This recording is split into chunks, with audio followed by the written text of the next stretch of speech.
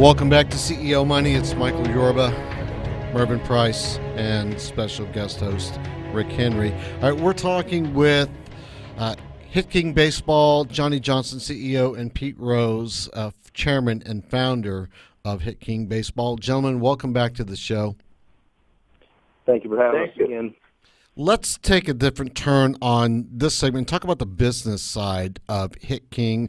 You guys are moving the company in a direction where you're opening up and people can actually participate as investors with your company as you go down the road. Can we talk about some of the financial side of what it is that you're doing without getting in trouble? Let's not do the wrong thing, but let the world know that there's more than just a camp here or an academy here. There's other things going on with Hit King. Absolutely. Well, we I believe still baseball is of course my favorite game, but I still believe it's America's game.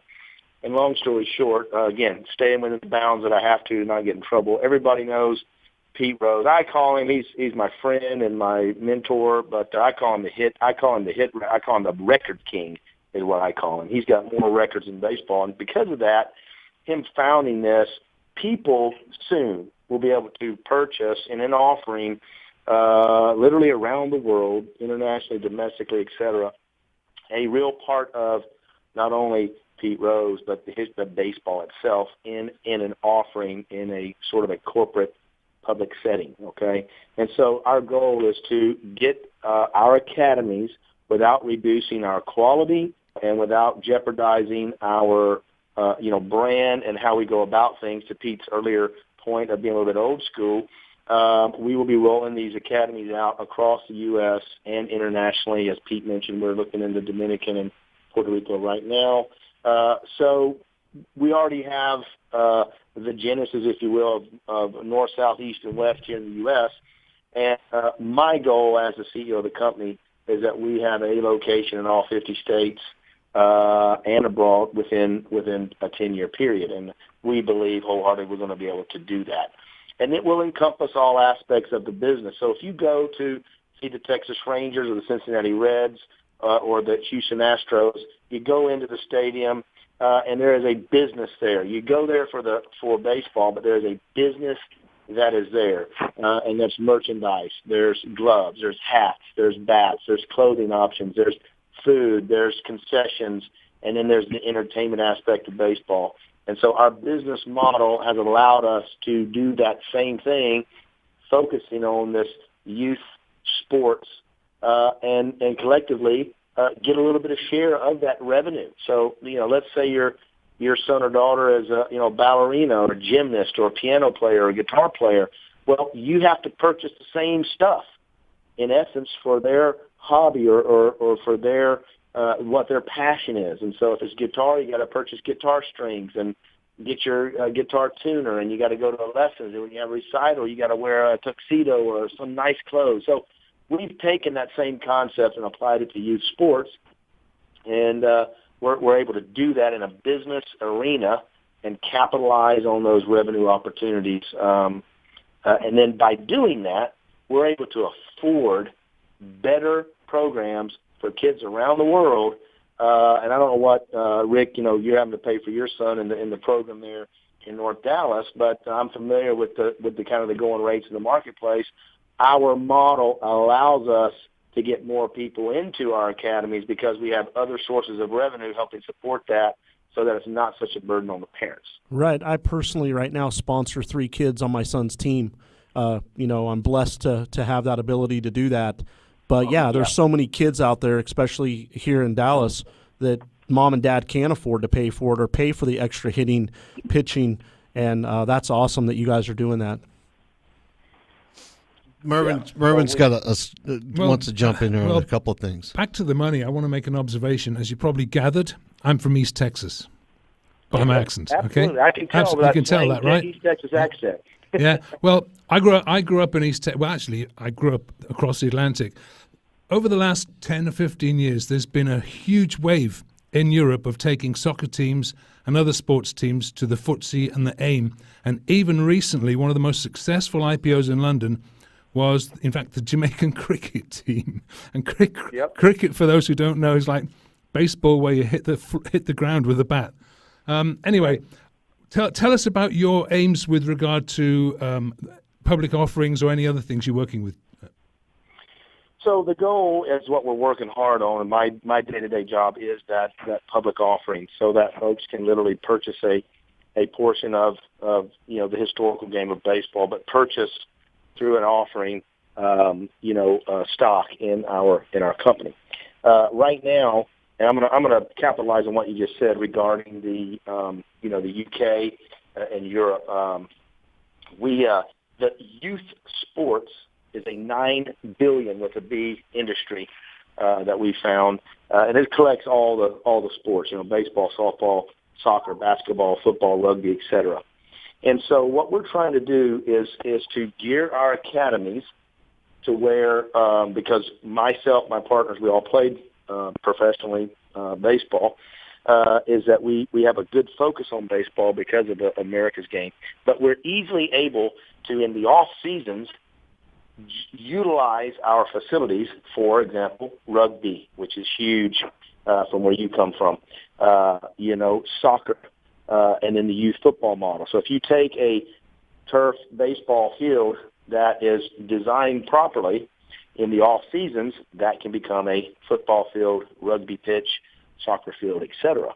And so that allows us to have multiple revenue streams that will enhance our top revenue generating line for a publicly traded type company, which gives me the ability to give value to my shareholders by constantly growing the business. Does that kind of help answer your question there? Yes, it certainly does, and that's an extraordinarily good process to go because you have a continuous season-round income stream or revenue stream, which means that you've got very little downtime in your assets, which is absolutely admirable. Well done. Let me pass you to Michael now. Yep. Thank you very much. We in fact we're integrating. Rugby starts in November, and I'm meeting currently here with the West Houston Rugby Group. They have about 200 kids. And they're like, Johnny, I need a pitch, and I need to sell kit. Now, you know what a pitch is, and you know what kit is. But for the listeners, obviously the pitch is basically the rugby field, and kit is basically merchandise, your uniforms, your swag, your parents' hoodies, T-shirts, sweatshirts, etc. And we have the ability to do that. So and that's all under our Hit King sort of brand. So if you're wearing our clothing and you're a rugby player, well, you can do that quite nicely. We benefit our shareholders. We benefit our founder. It doesn't have a baseball bat on it, but it certainly is Hit King private clothing. Are you forging the path forward? You're blazing the trail. You're almost a pioneer in this industry sector, going public with what the niche that you have. I believe so, which was my original kind of discussions with Pete here on the line with us today, is that nobody else is doing this, and there's the pros and the cons, but I believe there's more pros to doing this than there are cons, and so I do believe that we are pioneers and we are forward thinkers in the marketplace, which I believe the general public is going to receive very well. I mean, let's face it, Pete Rose, Pete, you can tell him he lives there in Las Vegas, and he does a lot of public appearances, and he's still the hardest working man in baseball. And I've been to where he is and spent a considerable amount of time with him, and there are people lined out the door to see him. I saw him 2 weeks ago up in Cooperstown. I had the privilege of bringing our team up there and letting them meet him as well. People lined up out the door. So because of that, I believe people around the world are going to go, holy smokes, I get a chance to be part of history here. Yes, I'm going to buy some shares. Absolutely. Gentlemen, you're being very humble and very modest. Tell people who's on the board of your company, because it's amazing. And we've got about 30 seconds. Okay. I'll run it down real quick. Pete Rose, Steve Garvey, Joe Morgan, Tony Perez, Eduardo Perez, Frank Thomas, George Foster, Gerald Young, Brian Bohannon, Mike Morgan. Did I leave anybody out, Pete? Pudge. who I went to the Hall of Fame for as his guest. Pudge Rodriguez. He's the most recent, yes. All right. Rick wants to throw something in 15 seconds, right? Yeah. Before we go, I just wanted to give Mr. Rose the endorsement. Mr. Rose, you should be in the Hall of Fame. So don't worry about Yeah. that. I make mistakes, but I just want to let you know that I'm worrying more about developing young players and give them a chance to be an all-star or someday become a Hall of Famer. that's phenomenal. That's what we're concentrating on. Pete We Rose, thank you for your time, guys. my pleasure. Pete Rose, thank you so much for being on the show. Johnny Johnson, thank you for being on the shows. We really appreciate it. Want you back sometime. Yep. Have a great day. Thank you. Thank you. Thank you, Johnny. All right, that was Hit King Baseball, hitkingbaseball.com. It's CEO Money you've been listening to with Pete Rose, Johnny Johnson, Mervyn Price, Rick Henry, and Michael Yorba. Thanks for joining us. We'll be back again tomorrow with more great content just for you.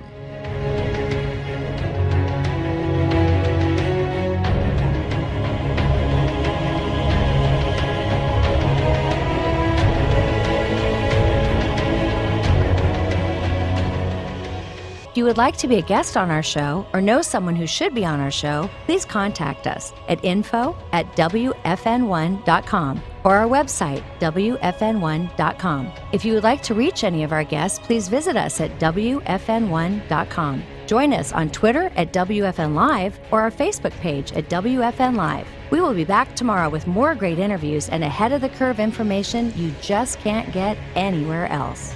CEO Money is sponsored by WF News 1 Incorporated. Views and opinions heard on CEO Money are not necessarily the opinion of this station or its management. Material on this program is intended for general information only and should not be taken as specific investment, tax, or legal advice.